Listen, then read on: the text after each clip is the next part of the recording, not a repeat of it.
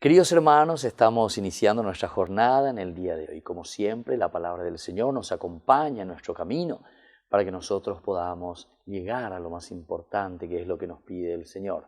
Sean santos, como mi Padre del cielo es santo, como Dios es santo.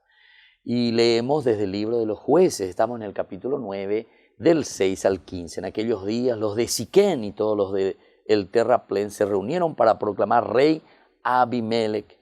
En cuanto se enteró, Jotán fue y de pie sobre la cumbre de Garizim comienza a gritar: «Óiganme, vecinos de Siquén, así Dios les escucha a todos.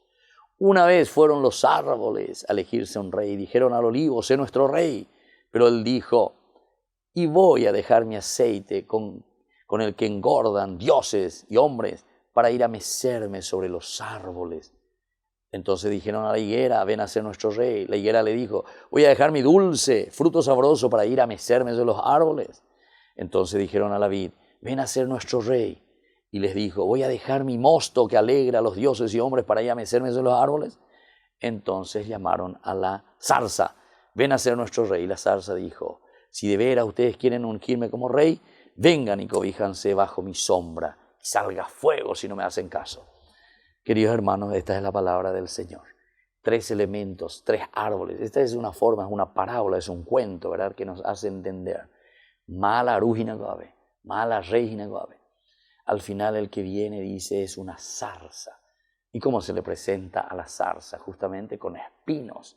Al final entonces, dentro de la historia de Israel, es una crítica tremenda que le están haciendo ¿a quién? A los reyes. Porque los reyes lo único que supieron hacer fue de engordar, dice aquí, ¿verdad? O sea, de aprovecharse del pueblo. Entonces es importante, dentro de nuestra sociedad, ¿verdad?